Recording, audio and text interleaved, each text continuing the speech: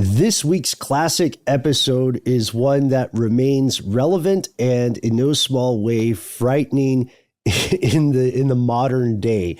When you hear about class structure in the U.S., one of the big things you hear, especially every time there's an election coming up, is you'll hear people talking about the middle class, the people who are maybe not the, working poor, right? Maybe not dependent upon direct government aid, but maybe they're also not, a paycheck away from being out on the streets, but they also don't own a yacht. You know what I mean? They might own like a vacation house somewhere, but that's it. You can still be middle class and own a vacation and own a second home. I would have thought that would have bumped you up to the next level. I'm pretty sure when we're talking about the middle class here, as we're going to learn in this episode, it is a lot of people, at least that are classified historically as being in the middle class. It's a wide range. Or that call themselves the middle class. There's such a wide variation because, there are a lot of people who, of course, they say, I don't want to think of myself as below middle class.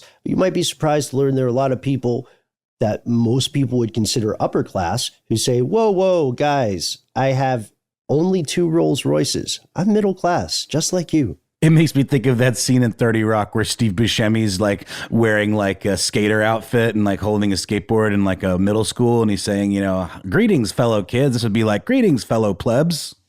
Right. It also, speaking of 30 Rock, reminds me a little bit of that Alec Baldwin line that always stuck with me. Liz Lemon asked him why he's wearing a tux, and he says, it's after 6, Lemon. What am I, a farmer? God. And so we see, we're joking, but today's question is the middle class going extinct? Other questions that we should probably think about, too, as we listen to this classic episode are, has the middle class already gone extinct? What is the middle class? Was it a fad to begin with? Or is it just endangered? Let's learn together. From UFOs to ghosts and government cover-ups, history is riddled with unexplained events. You can turn back now or learn the stuff they don't want you to know.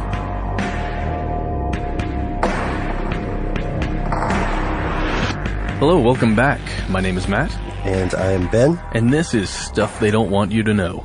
And today, Ben, we're tackling a topic that's going to hit home with you right away. And I can tell.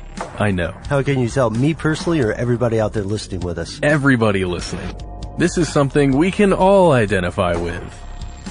Well, not all of us, Ben. We've probably heard about it. Perhaps our robotic listeners who loved that episode, by the way, perhaps they can identify with it.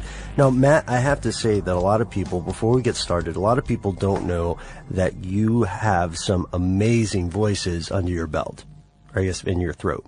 You get the gist of what I'm saying. Yes, they exist mostly inside my throat. Some of them are in my head. Every once in a while they coincide. So we did the opening for this episode a couple times today because Matt, you were doing brilliant public radio voice. It sounded really good. And I was just messing up an Ira Glass impression. So maybe that's exactly what it was. I was trying to picture what it was. Nice, Ben. Well, if it's a good impression, then you just know. Well, look, I haven't been listening to as much This American Life as I probably should be. Yeah. Lately. Well, we're big fans, but we also want to tell you this, listeners, just so that you know that maybe you can write to Matt asking him to do some voices, and maybe he will, because I can't persuade you to do them. No, you'd be hard pressed to persuade me to do this. The voices are usually things I do, I don't know, in the shower, in theater class, in 9th grade. In our office after 6. Yeah. That's when they really come out. That's when they kick in, yeah. I feel like I can hear the voices in your head then too. So one thing that I always think about when I hear the phrase middle class, right? Mm-hmm. Is I think about what we call in the United States the American dream. Yeah, man. I think about suburbia. Mm-hmm. 2.5 kids. Mm-hmm. Maybe a dog. Mm-hmm. Sometimes cats. In my case, it was cats. Okay. Yeah, probably own a car, take a vacation once in a while. At least making payments on a car. Right, yeah. What the heck is the middle class? So many people in the West talk about it, and there's always this big concern. You know, every few years, some pundit will come out on your local radio or television and say the middle class is disappearing. What does that mean? What does that mean? Well, let's define our terms first of all, as we like to do here. Well, the middle class is a financial label above most other things, but it kind of talks about a lifestyle, or refers to a lifestyle. Okay. About what a family unit can afford. Mm-hmm. Yeah, we're talking about a home, cars, and, you know, to some extent education, okay. and also even the ability to take vacations. There are like budgeting and saving. It encompasses a lot of different things. Well, a little bit of light investing. So what, then it's not just, physical goods, the ability to buy physical goods. Like, what's that 80s song, Material World? Yeah. Do you want me to go into it? How did it go? I don't know that I can legally in this format, but it's Madonna, and yes. I'm checking, I'm throwing a side eye here with our super producer, Noel Brown, on the ones and twos, because you guys, Matt and Noel know, darn near everything about music. They know a lot of stuff, which is We dabble. We dabble. You guys dabble for sure. Which is why every so often you'll hear some amazing sounds on our audio podcast or video podcast. But I digress. Let's get back to it. So hard. Yes. So it's not just that this household could buy material goods. It's that there is this lifestyle. Maybe they don't have two homes and travel to Florida every winter or something, but they do probably have a summer vacation when the kid's out of school. Yes, exactly. And things like that. So the further we drill down into this definition of what a middle class is, the more that we find there is not necessarily a one-size-fits-all rule, because what means middle class depends on the country in which you live. Absolutely. And as we live in the U.S., we're going to be focusing primarily on that. Yeah. So let's look at the money factor first of all. All right. So the average income in the United States was $51,017 in 2012. So that's just the is that mean, I guess? It must be the mean the middle, average. The middle number. So counting all the people who made negligible and counting all the people who made a lot, we end up with a alarmingly deceptive number, because you can't take an average of that many people in that many environments and different socioeconomic circumstances and expect it to be very helpful. Representative. Representative is so, and there are two things about that number. What's that? First of all, it's pretty high. Yeah, but it's not the highest. It's not like Qatar or something, right? Exactly. But it is globally pretty high. Mm-hmm. So let's look at another place, Ben. Mm-hmm. Let's say the Democratic Republic of Congo. The average income there is $236. Wow. We should note, of course, as well, that is one of the poorest countries in the world by this metric. But it's weird, right? Mm-hmm. Because they also have a wealth of resources and suffer from what is often called in international politics the resource curse. The resource curse. Which is no, that's okay. That is just another show. And we will have to cover that again. I think we mentioned that before in another audio podcast. We talked about international banking. We mentioned it. Mm-hmm. Resource extraction. You can check out some of we had a outdated video now, but it still holds up pretty well, called, Is China Colonizing Africa? Mm-hmm. Which I would recommend to anybody who's interested in stories of resource extraction, or establishing/fighting hegemony. And if you don't want to look at our videos, then just look up the current president of Bolivia and see how he's working with the U.S. And remember that we said Bolivia, because that'll be interesting later. So there's if we were to take a standard definition from like a financial website, we would say we will find a couple of different numbers. One that's commonly found is that $25,000 to $100,000 of income a year is what most people would consider a middle class income. This accounts for a wide cost of living differential. So, it costs more to live in New York City than it does in Fargo or Grand Forks. And so anyone who lives in San Francisco or New York will tell you that $25,000 a year is dirt poor, dirty poor.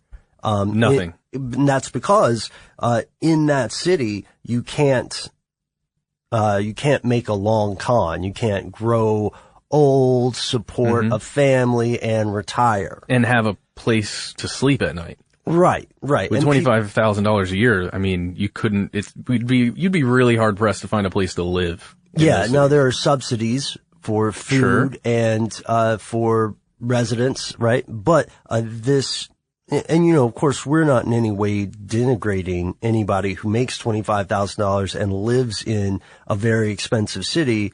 Absolutely not. Yeah. It's just the reality of living, cost of living in certain areas. It's very different. Like Atlanta, where we are based, has one of the lowest costs of living for a city its size.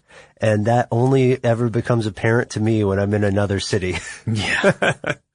All right. So what we found is that this means, essentially, there's no universally recognized definition of middle class. But there is something different about the socioeconomic makeup of Western countries over the last few decades. In many countries, the Western middle class, however vaguely defined, isn't prospering, at least in the way that it once was, back when we had an economic boom with construction and industrialization in the U.S. When we were making cars, let's say, a lot of cars. War II. Yeah, that's true. There is a sea change that is troubling to people, and there's this, we can't make any bones about it. This is not a conspiracy theory, no matter how often it may be presented as one. This is not a rumor. It is true in hard numbers that inequality in the United States is rising, in some areas more than other areas. So what does this mean? For me would be most people's question, right? Yeah, exactly. From the Koch brothers to somebody making $21,000 and living just outside of New York, the question would always be, what does this mean for me? Very different answers. Well, sure. Exactly. So first of all, it means a lot of different things depending on where you are, like we said at the top. In developing and emerging markets, we're actually seeing a rise, or an emerging middle class. So it's not so much that the global middle class is dying as it is that the middle class, what it means to be middle class, is moving. Yeah, isn't that a weird idea? It's just that type of emerging wealth has just transferred. It's just took a trip across the world to other different places. That sort of lifestyle is becoming increasingly popular in countries where it wasn't once upon a time. Exactly. So then we also see that rising inequality has dangerous effects on the existing middle class of these different countries. In October of 2014, interestingly enough, the United Kingdom's wealthiest 10% controlled 54.1% of the country's total wealth. If we look at the math of that, it can be a deceptive thing. A lot of these statistics can sound scary, and some of them were constructed, not by us, but constructed or framed to sound frightening.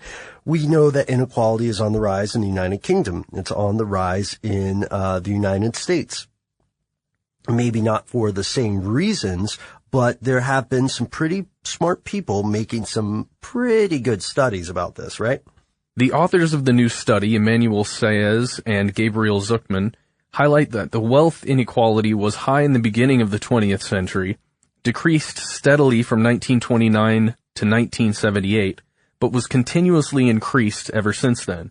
Moreover, the increase in wealth inequality is almost completely due to the increase in the top 0.1% wealth share from 7% in 1979 to 22% in 2012.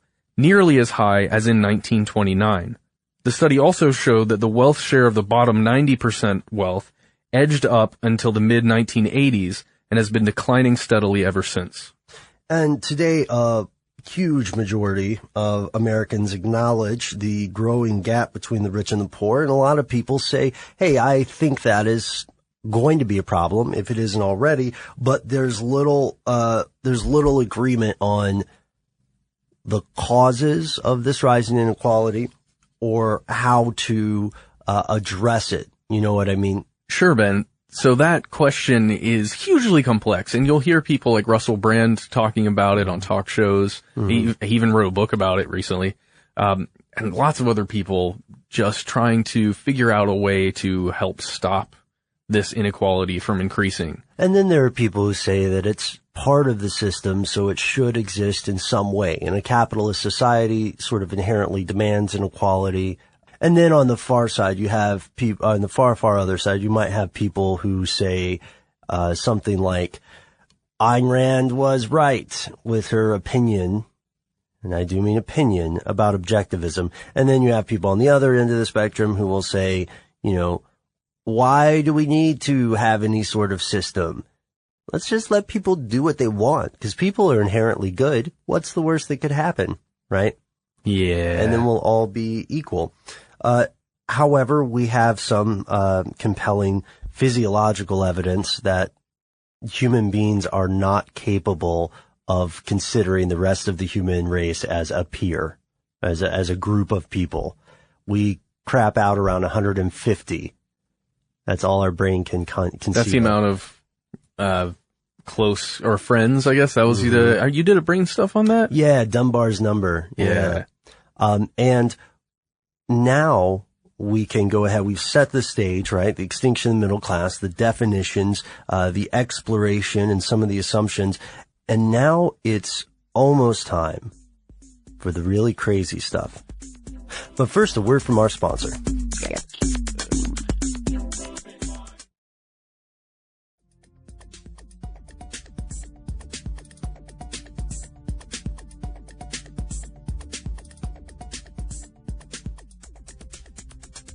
You know, usually we have our sponsor, Illumination Global Unlimited, coming in. Yeah, but they're not here this week. I'm not sure. Maybe they'll come back sometime. Yeah, it all depends really if the stars are in the right positions. And sure, there are a lot of factors that Illumination Global Unlimited takes into account. Yeah. And oh, by the way, I guess we should say that for anybody who hasn't checked out our episodes, be sure to put like a sheet over your TVs or your mirrors if you're listening to or using a lot of Illumination Global products. But anyway, just a little PSA there. Here's the crazy stuff. Here's where it gets crazy. I love it. Is there an oligarchy that is developed in the United States? That's the big question. We all know what an oligarchy is. It's a small group of interests or whatever running a larger group. Sure. So do you want my personal answer or my objective research answer? Let's see. First, the objective research and then your personal take. Well, whether or not this has developed inside the United States is a matter of debate. There are a lot of differing opinions, but there's something even more surprising about this subject when you look at the research. Okay. Across the world, the globe as a whole, inequality has actually decreased, at least for a time, leading up to the recent economic disaster. So to 2007 and then some of the other stuff that's been going on. So things were getting better for a little while. But you have to be really careful when you look at the stats. Right. We've got a great report via The Guardian. The richest 1% of the world's population are getting wealthier, if not healthier, which I almost said, owning more than 48% of global wealth. This was according to the Credit Suisse Global Wealth Report, which you can find online. And here we go, though. When we say the richest 1% of the entire world, that's such a bigger number in both directions. So what are the numbers, Matt? Well, a person only needs $3,650, including the value or equity in your home, to be among the wealthiest half of the world's citizens. Wow. Okay. And then, to be a member of the top 10% of global wealth holders, you need more than $77,000.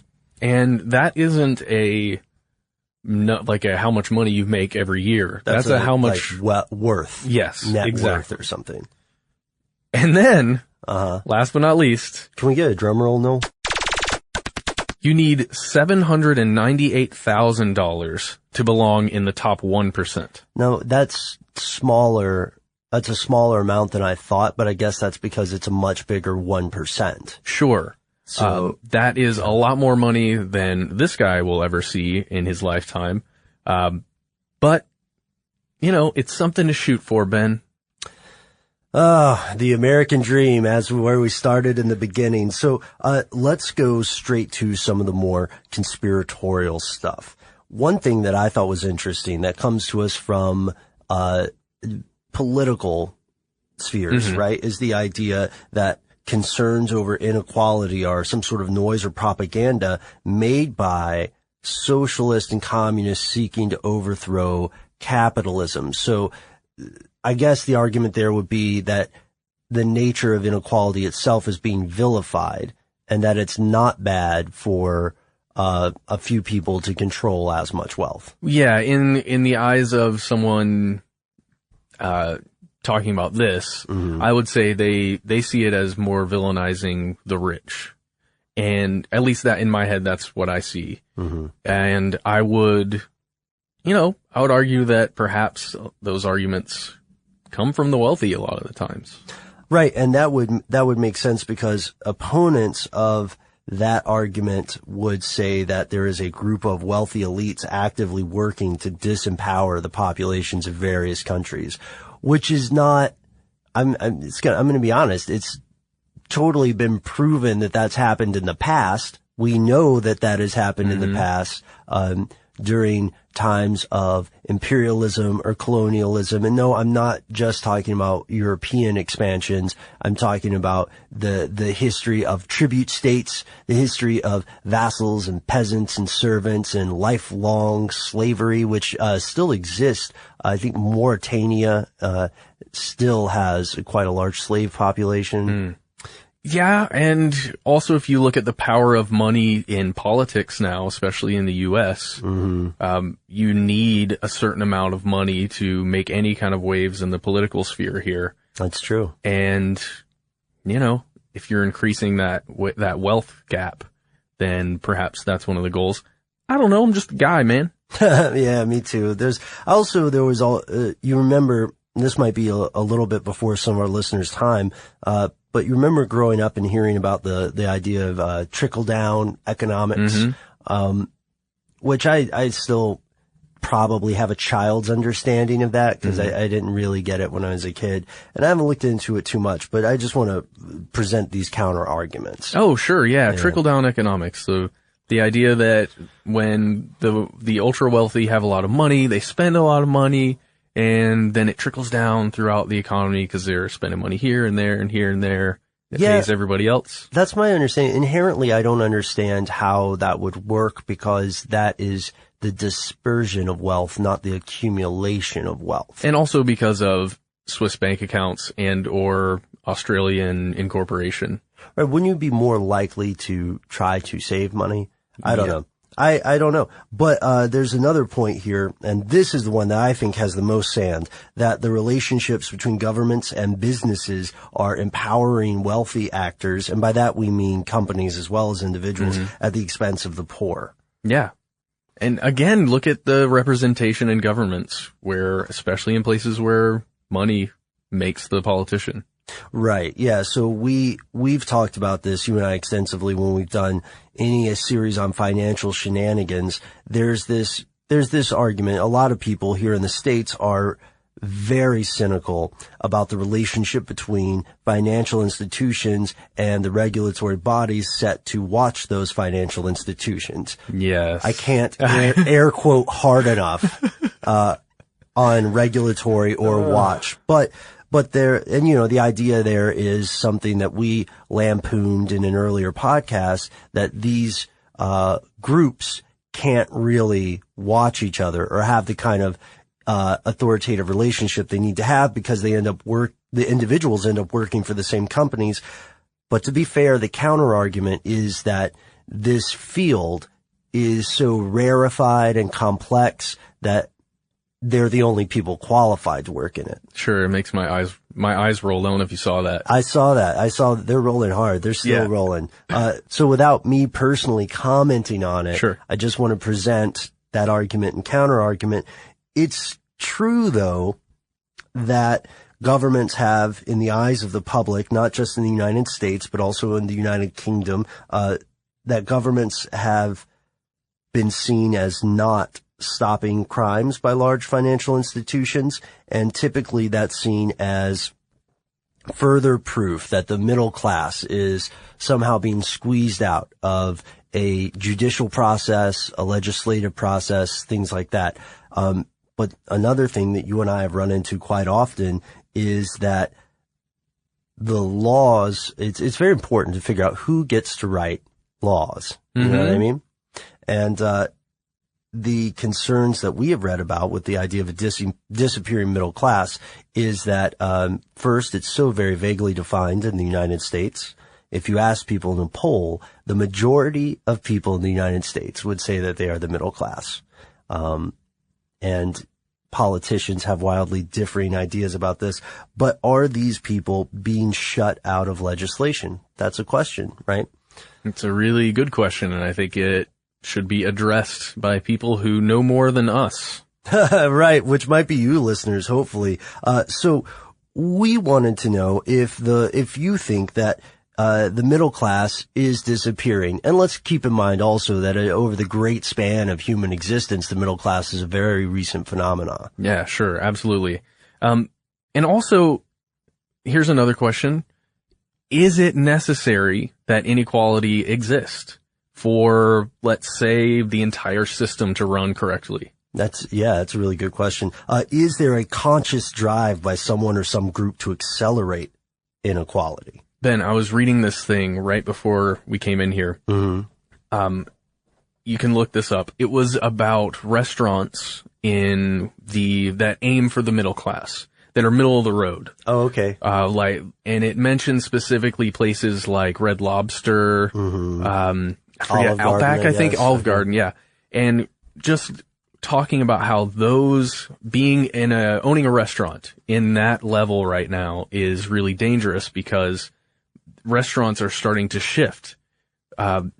At least the ones that are prospering right now are either the really ritzy, high-priced places with locally sourced food that's just prepared by, a chef genius in the back, and then to the fast food, this is as cheap as it can possibly get. Right. And the people in the middle are finding that they're just losing money week after week. Fascinating. So if middle-class families aren't disappearing, middle-class restaurants are.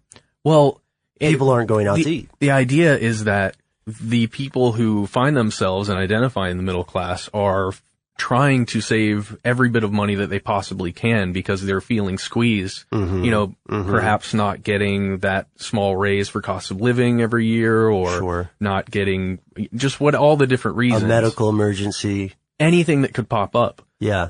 So I think that's really interesting to me. And it made me think about my past growing up. And my family, just as a little anecdote, I want to see if anybody identifies with this. When it was a special occasion, after I got to about 10, Red Lobster was like my jam.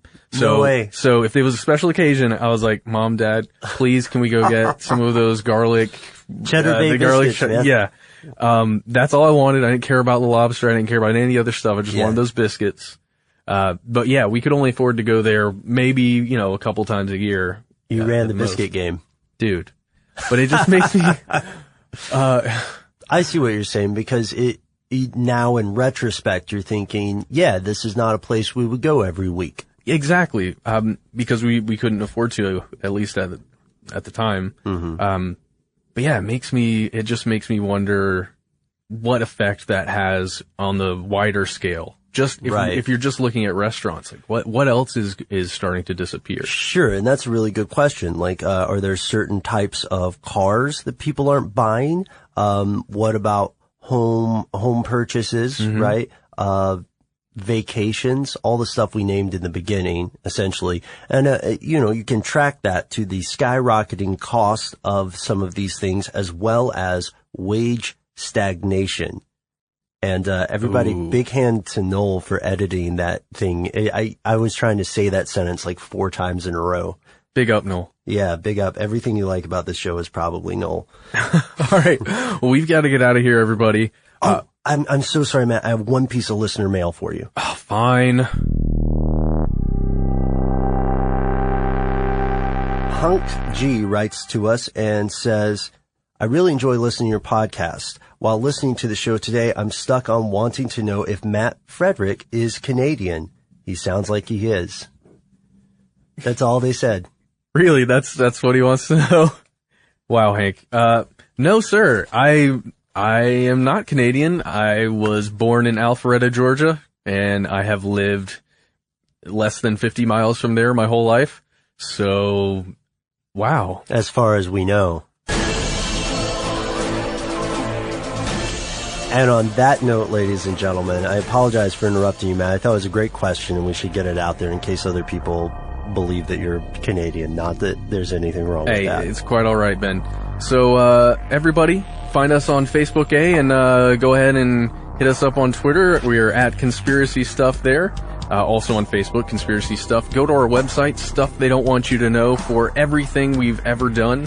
It all exists there, and it's all wondrous. The URL may be a little long, but hey, you can figure it out. And that's the end of this classic episode. If you have any thoughts or questions about this episode, you can get into contact with us in a number of different ways. One of the best is to give us a call. Our number is 1-833-STDWYTK. If you don't want to do that, you can send us a good old-fashioned email. We are conspiracy@iHeartRadio.com.